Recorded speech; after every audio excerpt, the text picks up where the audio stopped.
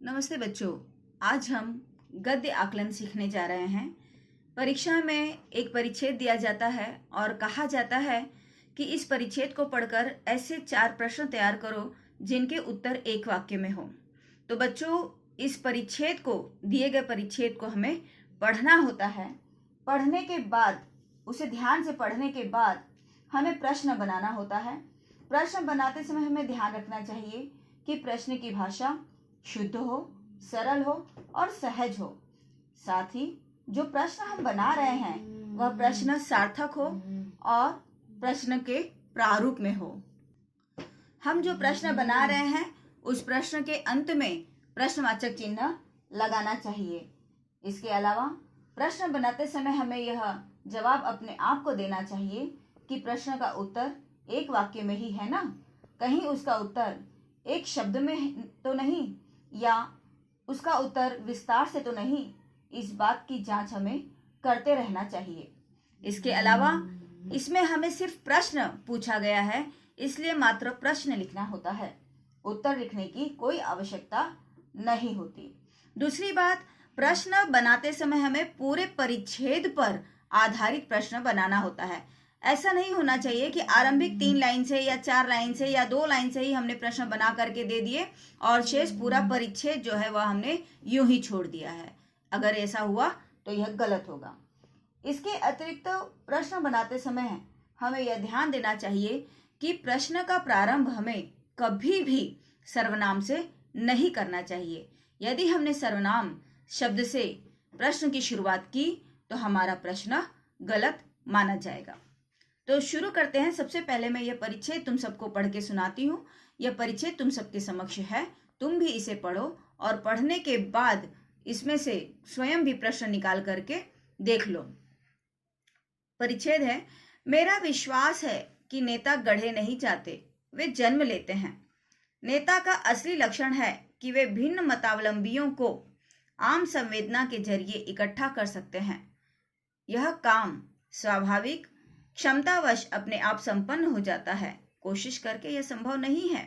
पश्चिमी देश के प्रत्यावर्तन से कुछ पहले एक अंग्रेज मित्र ने मुझसे सवाल किया था, स्वामी जी, 4 वर्ष विलास की लीला भूमि, गौरव की मुकुटधारी, महाशक्तिशाली पाश्चात्य भूमि पर भ्रमण के बाद मातृभूमि आपको कैसी लगेगी? मैंने उत्तर दिया, पाश्चात्य भूमि में आने से पहले मैं भारत से प्यार करता था। अब भारत भूमि का धूल कण तक मेरे लिए पवित्र है। भारत की वायु मेरे लिए पवित्रता युक्त है। मेरे लिए वह देश अब तीर्थ स्वरूप है। इसके अलावा मेरे मन को अन्य कोई उत्तर नहीं सूझा। बच्चों, अब हम इस परिच्छेद के आधार पर प्रश्न देखेंगे। तो 4 प्रश्न यहाँ पर मैं बता रही हूं तुम सबों को। पहला प्रश्न है, लेखक का विश्वास किस बात में है? दूसरा प्रश्न है, नेता के असली लक्षण कौन से होते हैं? लेखक के लिए भारत की वायु कैसी है? और लेखक के लिए क्या तीर्थ स्वरूप है?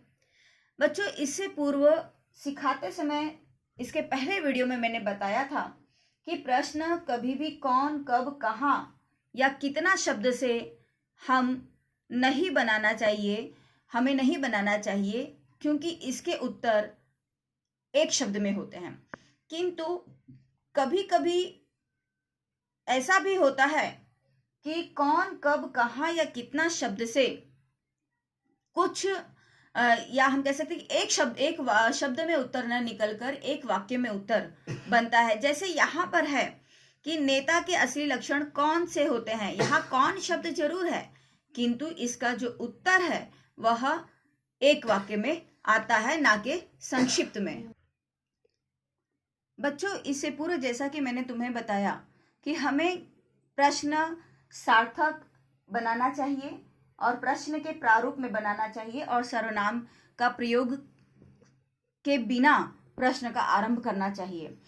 तब भी कई बच्चे हैं जो ये गलतियां करते हैं और इस तरह के प्रश्न बनाते हैं जो सर्वथा अनुचित है।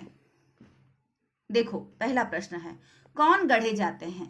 इसका सीधा सीधा उत्तर एक शब्द में ही आता है और उत्तर होगा कि नेता गढ़े नहीं जाते। तो यह प्रश्न गलत है।